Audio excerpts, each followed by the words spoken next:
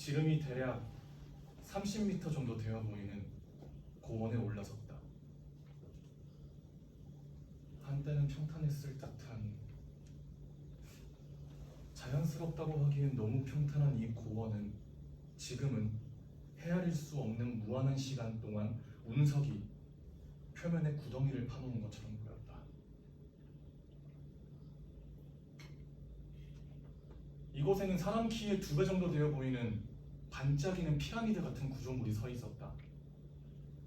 이 구조물을 지지하기 위해 평탄하게 다듬어진 듯했다. 이걸 처음 보았을 때 나는 몇 초간 아무런 느낌이 들지 않았다. 이윽고 심장이 부풀어 올랐고 표현할 수 없는 이상한 기쁨에 휩싸였다.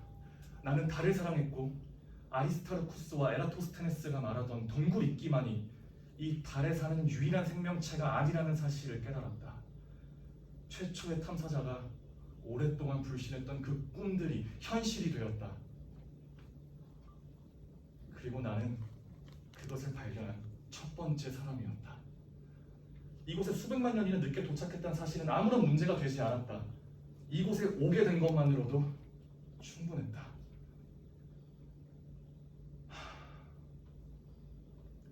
정신을 차리고 조사와 분석을 시작했다.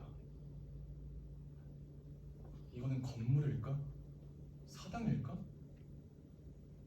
아니면 말로 표현할 수 없는 다른 어떤 무언가일까? 이게 건물이라면 왜 쉽게 접근할 수 없는 이런 곳에 이렇게 홀로 우두커니 서 있는 걸까? 혹시 사원일까? 라고 생각하며 죽어가는 바다처럼 달에서 점차 약해져가는 자신들의 삶을 보존하기 위해 헛되이 신에게 기도를 올리는 기이한 사제의 모습을 그려보았다. 좀 더 자세히 관찰하기 위해 몇 발자국 가까이 다가갔다.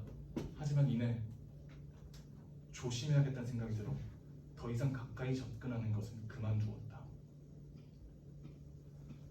나는 고고하게 어느 정도 지식이 있었기 때문에 이 산을 평평하게 닦고 여전히 나의 눈을 혼란스럽게 하는 저 빛나는 유리표면의 구조물을 만든 그 문명의 수준이 어느 정도인지 추측하기 위해 애를 썼다. 이윽고 나는 인류의 고대 유물 중 어떠한 것도 이것과 비교할 수 없다는 사실을 깨달았다. 이건 건물이라기보단 어떠한 힘에 의해 보호를 받으며 영원함에 대항하여 싸우는 기계였다. 그 힘이 어떤 힘이었든 여전히 작동을 하는 기계였고 나는 이미 너무 가까이 접근해 있었다.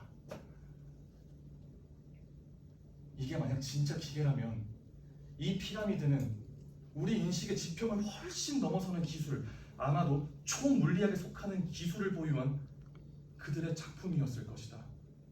그래서 그들은 새로운 생명이 태어날 수 있는 세계를 감시할 파수병을 온 우주에 흩뿌려 놓았을 것이다. 이 파수병은 아직까지 자신을 발견한 생명체가 어떠한 것도 없다는 사실을 지속적으로 보고하는 봉화와 같은 것이리라. 이제야 왜 지구가 아닌 이 달의 피라미드를 설치했는지 이해할 수 있었다. 그들은 야만으로부터 벗어나기 위해 몸부림치는 그러한 종족에겐 아무런 관심도 없었을 것이다. 살아남을 수 있는 능력을 가지고 있다는 걸 보여주어야만, 즉 우주를 가로질러서 요람인 지구를 탈출할 수 있다는 걸 보여주어야만 그제야 그들은 우리 문명에 관심을 보일 것이었다. 이것은 지능을 가진 종족이라면 언젠가는 마주해야 할 도전이었다.